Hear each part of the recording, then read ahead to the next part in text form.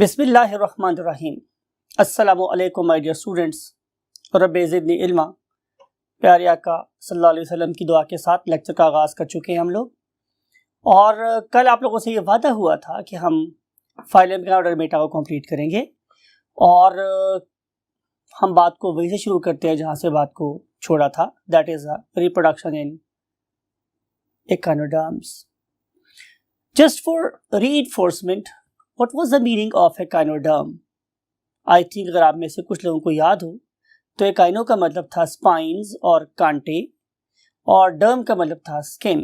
तो इसका मतलब यह है कि ये ऐसे ऑर्गेनिज्म थे कि जिनकी स्किन के ऊपर स्पाइन्स पाए जाते थे। आइए हम इन्हीं एकाइनोडर्म्स की रिप्रोडक्शन के बारे में बात करते हैं। Hi my invertebrate zoologists, you know कि हम इनवर्टिब्रेट ज़ूलॉजी का लास्ट फाइलम डिस्कस कर रहे हैं, दैट इज एकाइनोडर्मेटा। और आपको याद होगा कि हमने कल बात को रिप्रोडक्शन पे छोड़ा था, तो क्यों ना हम बात को दोबारा वहीं से स्टार्ट करें ताकि एक आपकी रीइंफोर्समेंट हो जाए और हमारा कनेक्शन दोबारा से लिंक हो जाए उसी के साथ। तो हम बात कर रहे थे इसकी रिप्रोडक्शन की। तो रिप्रोडक्शन की होती है हमारे पास दो types, one of them is called as asexual reproduction. और एसेक्सुअल रिप्रोडक्शन में माय डियर स्टूडेंट्स, ये ऑर्गेनिज्म क्या करते हैं कि ये अपनी ही बॉडी के किसी पार्ट को ब्रेक कर लेते हैं, या एक्सीडेंटली ब्रेक हो जाता है तो ये पार्ट लॉस नहीं होता, ज़ाया नहीं होता, बल्कि इससे डेफिनेटली एक नया ऑर्गेनिज्म क्रिएट हो जाता है। मैंने आपको कल ये बात बताई थी कि अगर ये वाली स्टार फिश को मैं इस तरीके से ब्रेक करूं कि मैं इसके 5 बाजू अदा कर दूं और जो सेंट्रल डिस्क है वो सेपरेट कर दूं, तो it will give rise to the 6th organism. तो hence they have shown a remarkable regenerating ability. तो हमने फाइलम आपको याद होगा प्लेटी में ये बात की थी कि इन ऑर्गेनिजम्स के अंदर ये एबिलिटी एक खास किस्म के सेल्स की वजह से होती है, जिन्हें हम लोग क्या बोलते हैं, नियोब्लास्ट्स। और मैंने बताया था कि नियो का मतलब होता है मॉडर्न और ब्लास्ट का मतलब होता है सेल्स, के जो दोबारा से न्यू पार्ट्स बना सकते हैं, उन्हें हम नियोब्लास्ट बोलते हैं। तो ये मेथड पाया जाता है किसका, एसेक्सुअल रिप्रोडक्शन का। लेकिन अगर हम लोग बात करते हैं इसके सेक्सुअल रिप्रोडक्शन की, तो जो इन्फॉर्मेशन मुझे आपकी बुक के मुताबिक आप लोगों को डिसिपेट करनी है, आपको देनी है, वो ये है कि इनके सेक्सेस की क्या इन्फॉर्मेशन है। तो yes, they have got the separate sexes. तो इनके जो सेक्सेस हैं वो बिल्कुल सेपरेट होते हैं। इसका मतलब ये है कि इनके मेल अलग होते हैं और फीमेल अलग होते हैं, ठीक है, मेल और फीमेल अलग होते हैं। However there is no that much clear sexual dimorphism। जब मैं वर्ड यूज करता हूँ डाइमॉर्फिज्म, इसका मतलब डाई का मतलब होता है two, and morphology, you know, structure of study of the external feature is called as what, morphology. तो there is no distinct sexual dimorphism in these organisms। जैसे कि आप लोगों ने सुना था किसके बारे में, आर्थ्रोपोड्स के बारे में, कि आर्थ्रोपोड की जो फीमेल्स हैं वो काफ़ी बड़ी होती है as compare to their male. तो हम जस्ट उनके साइज को देख कर बता सकते हैं कि ये male you can say spider या फीमेल स्पाइडर है। लेकिन ऐसी चीज़ में यहाँ पे कोई नजर नहीं आती। There is no very clear cut distinction in the terms of gender, ठीक है। तो बहरहाल सेक्स सेपरेट है, मेल ऑर्गेनिज्म अलग है और फीमेल ऑर्गेनिज्म अलग है।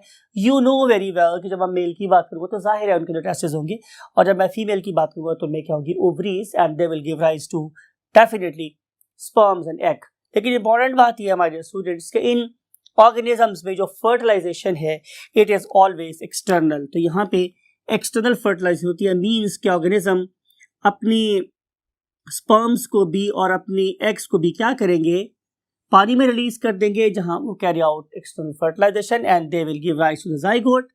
और उस पर्टिकुलर जाइगोट से फिर क्या बनेगा, लार्वी बनेंगे, ठीक है, डिपेंडिंग अपॉन किसी कौन सी क्लास है, बिकॉज डिफरेंट क्लासेस डिफरेंट किस्म के लार्वी को बना रही हैं। लेकिन बहरहाल हम इनको यहाँ पे जस्ट इन दो नामों से रिप्रेजेंट कर रहे हैं। One of them is called as brachiolaria larvae, brachiolaria larvae, right?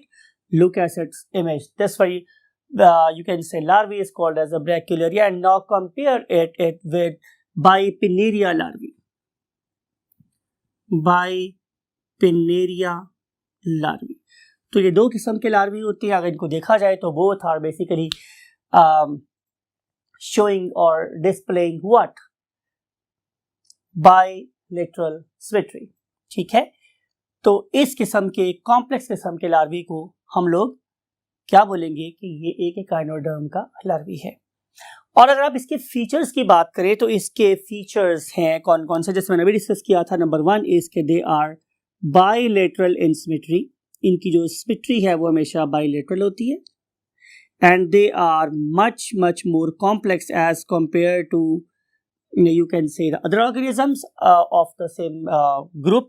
और अगर मैं बात करूं तो ये रिजेंबल करते हैं किससे, कॉर्डेट्स से। तो ये वो 3 असल में पॉइंट्स हैं जो आपकी बुक में लिखे हुए हैं। तो आई हैव टू, मैं हमेशा बोलता हूँ कि मुझे है हुक्म अज़ा ला इलाहा इल्लल्लाह, तो मुझे वही बातें कहनी होती हैं आमतौर पे जो आपकी बुक में लिखी हुई हैं। तो they resemble to the chordates. ठीक है स्टूडेंट्स, तो अब उसके बाद जो हमने नेक्स्ट पॉइंट पढ़ना है वो ये है कि अगर मैं इन ऑर्गेनिज्म को कंपेयर करूं किसके साथ, कॉर्डेट के साथ, तो वेदर ये वाले जो ऑर्गेनिजम्स हैं ये मतलब प्रॉपरली एग्जैक्टली क्लोजली रिलेटेड है कॉर्डेट के साथ तो नहीं। तो हमने बोला कि अगर तो मैं इन ऑर्गेनिज्म की सिमेट्री की बात करूं या मैं इन ऑर्गेनिज्म के लार्वी के कॉम्प्लेक्स होने की बात करूं तो डेफिनेटली ये रिजेंबल करते हैं किसके साथ, कॉर्डेट के साथ। और ये बहुत दूर हैं किन से, अपने ऑर्गेनिज्म लाइक प्लैटिलमंथस के मेंबर्स से या फिर एनरिडा के साथ। लेकिन हम अगर इनकी डेवलपमेंट को देखें तो इनकी डेवलपमेंट हमें नजर आती है कि जैसे रेट्रोग्रेसिव है। जब मैं बात करता हूं रेट्रोग्रेसिव तो इसका मतलब ये होता है कि ये ऑर्गेनिज्म शुरू में तो कैसे थे, ये ऑर्गेनिज्म शुरू में कैसे थे, कॉम्प्लेक्स, लेकिन during the course of evolution Aahista Aahista Aahista Aahista क्या हो गए, सिंपल हो। राइट, तो ये कुछ बातें हैं जो हम लोगों ने इसकी सेक्सुअल रिप्रोडक्शन के बारे में आप लोगों से करनी है। अगर मैं आप लोगों से डिस्कस करूं अभी इनके एग्जांपल, तो लुक एट दिस इमेज। ये जो इमेज है it is regarding what, the starfish. Very first example is starfish. Right, इसी की एक सिस्टर लेकिन ज्यादा स्मार्टर, ज्यादा स्विफ्टर एक जो क्या है स्पीशीज है, and that is called as brittle star. Brittle star. फिर इसके अलावा हमने कल एग्जांपल देखी थी, that was basically sea cucumber. Sea cucumber and next is cake urchins, and then for example sea stars or sun stars, and then sea urchins. Right, तो ये कुछ एग्जांपल्स है जो कि हमें नजर आती हैं हमारे समंदर में काफी ज्यादा मिकदार में। So let's move to the next column to study the taxonomic and evolutionary, you can say, status of this very phylum. Taxonomic and evolutionary status of echinoderms. पिछले एक दिन में या आपकी डिबेट में हमने बहुत ज्यादा कंफ्यूजिंग किस्म की बातें की हैं regarding the evolutionary status of these organisms. आए हम इस पर्टिकुलर टॉपिक को बहुत डिटेल के साथ अंडरस्टैंड करते हैं कि इन पर्टिकुलर ऑर्गेनिजम्स की एक्चुअल पोजीशन कहाँ होनी चाहिए। राइट, यानी कि अगर मैं देखूं तो मेरे पास 2 किस्म के साइंटिस्ट नजर आते हैं। उनमें से वो हैं कि जो इस पर्टिकुलर ग्रुप को मीज़ोकाइनोडर्मेटा को प्लेस करना चाहते हैं very close to the invertebrates rather in the vertebrates, शायद कहीं सेंटर में करके प्लेस करना चाह रहे हैं। लेकिन एक दूसरा ग्रुप है जो बेसिकली क्या कह रहा है कि echinoderms should be placed very close to the chordates. आए हम इन दोनों के आर्गुमेंट्स को सुनते हैं और समझने की कोशिश कर रहे हैं कि बेसिकली यहाँ पे क्या चल रहा है। सबसे पहली बात यह है कि आपको याद होगा कि हमने इसके डिफरेंट ऑर्गन सिस्टम्स की बात की। For example look at its DS, बड़ा सिंपल सा डीएस है। इसके पास रेस्पिरेटरी सिस्टम है ही नहीं, सर्कुलेटरी सिस्टम है ही नहीं, एक्सक्रीटरी सिस्टम बहुत एडवांस नहीं है, नर्वस सिस्टम इसका बहुत पोरली डेवलप्ड है। यानी कि अगर मैं इसकी ऑर्गन सिस्टम की डेवलपमेंट की बात करूं तो मुझे नजर आता है कि ये बहुत ही लोअर रैंक पे इवॉल्व्ड ऑर्गेनिज्म है। यानी कि जो ऑर्गेनिज्म या जो साइंटिस्ट कह रहे हैं कि हमें इनवर्टिब्रेट्स में प्लेस करना चाहिए, वो यही तो एक बड़ा स्ट्रॉन्ग आर्गुमेंट दे रहे हैं कि भाई इनके पास तो जो डिफरेंट किस्म के सिस्टम्स हैं they are very very poorly developed. अगर वो पोरली डेवलप्ड है तो फिर मुझे क्या करना चाहिए? क्या मुझे उसको उठा के कोऑर्डिनेट्स के पास रखना चाहिए? तो आंसर इज नो। हमें उनको तो कहीं एनिलेट से नीचे और शायद प्लेटी के कहीं पास रखना चाहिए, राइट? ये तो था उनका एक आर्गुमेंट, क्योंकि नर्वस सिस्टम बहुत ज्यादा कैसा है, लेस डेवलप्ड है, रेस्पिरेटरी सिस्टम नहीं है, सर्कुलेटरी सिस्टम इनके पास नहीं है, फिर इनकी जो सिमेट्री है वो भी आप लोग कह सकते हैं कि वेरी क्लोज टू रेडियल है, बायलेटरल नजर नहीं आ रही है। तो इन सारी बातों की वजह से they are of the view कि they should be placed very close to the either platyhelminthes और द एनालिट्स। लेकिन जो हमारे ऐसे साइंटिस्ट हैं जो क्लेम कर रहे हैं कि they should be placed very close to coordinates, उसकी मेरे पास क्या लॉजिक है? सबसे पहली बात, वो जिस चीज को फोकस कर रहे हैं वो है उनकी डेवलपमेंटल बायोलॉजी। यानी कि एक बहुत ही खूबसूरत स्टेटमेंट हमारी बायोलॉजी में बोली जाती है कि ऑन्टोजेनी रिकैपिचुलेट्स फाइलोजेनी, कि एक इंडिविजुअल की अपनी डेवलपमेंटल स्टेजेस उस पर्टिकुलर ऑर्गेनिज्म की पूरी पास्ट एवोल्यूशनरी हिस्ट्री को एक्सप्लेन कर रही होती, राइट? जब हम किसी ऑर्गेनिज्म की डेवलपमेंटल स्टेजेस को स्टडी करते हैं तो पता चलता है कि ये किस किस स्टेज पर किस किस ऑर्गेनिज्म से या किस किस ग्रुप से रिजेंबल कर रहा था, और फिर ये आगे बढ़ गया और अपने आप को किसी और वे में स्पेशलाइज किया, राइट?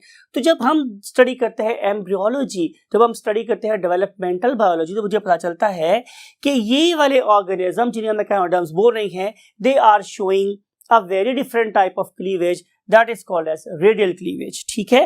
तो यहाँ पे हम लोगों को रेडियल क्लीवेज नजर आती है, और आपको ये बात याद होगी कि रेडियल क्लीवेज में जो डेवलपमेंट होती है इट इज इनडिटर्मिनेट। हमें नहीं पता होता कि कौन से सेल से हमारी कौन सी चीज बन रही होगी।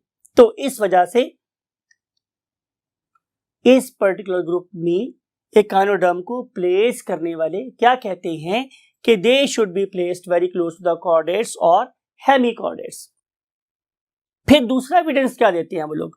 वो दूसरा एविडेंस ये दे रहे हैं जनाब कि डेफिनेटली इस पर्टिकुलर ऑर्गेनिज्म की डेवलपमेंटल स्टेजेस जब हम स्टडी करेंगे तो पता चलेगा कि ये वाले ऑर्गेनिज्म दे नेवर शो प्रोटोस्टोमी, ये कभी भी प्रोटोस्टोमी को शो नहीं करते। मींस इनका जो ब्लास्टोपोर है वो माउथ नहीं बनता बल्कि वो एनस बनता है, और जिनमें दूसरा पोर डेवलप होता है, दूसरा होल डेवलप होता है, that is at the opposite end of the blastopore that give rise to the mouth and deutero means second। तो चूंकि इनके अंदर जो दूसरा होल डेवलप हो रहा है वो माउथ बन रहा है, तो ये वाला फीचर बहुत एडवांस है, ये फीचर कभी भी प्रोटेरोस्टोम के साथ रिजेंबल नहीं करता। therefore they should never be placed in or they should never be embedded in protostomes, they should be kept in or with very close to the deuterostomes।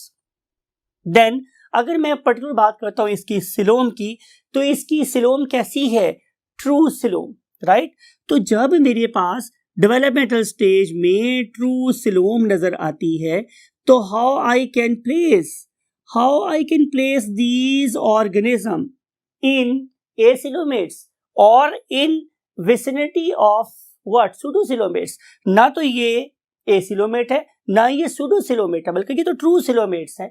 और फिर अगर आप देखिए तो आपको नजर आएगा कि इनके मेसोडर्मल सेल्स का ओरिजिन भी वहीं से है जहां से कि दूसरे ड्यूटेरोस्टोम्स का होता है। देयरफॉर इनकी अब तक 1, 2 और 3 बातें, रादर 4 बातें, अगर मैं मेसोडर्मल सेल्स के ओरिजिन की बात करूं तो वो भी बिल्कुल रिजेंबल कर रही है। तो अब तक सिर्फ एक बात कि उनमें सिस्टम्स पोरली डेवलप्ड है, उसके अगेंस्ट में जो आर्गुमेंट्स मुझे मिल रही हैं वो अब तक कितने हो गए हैं? 4 आर्गुमेंट हो गए, और अब हम पढ़ना चाह रहे हैं 5वां आर्गुमेंट, यानी कि इनके अंदर बायोकेमिकल रिजेंबलेंस भी है, यानी कि वो वाला मॉलिक्यूल, वो वाला बायोकेमिकल सब्सटेंस कि जो इन ऑर्गेनिज्म में पाया जाता है वो हमारे कॉर्डेट्स में भी पाया जाता है, राइट? और उस पर्टिकुलर सब्सटेंस का नाम मेरे पास क्या है? फॉस्फोक्रिएटिन,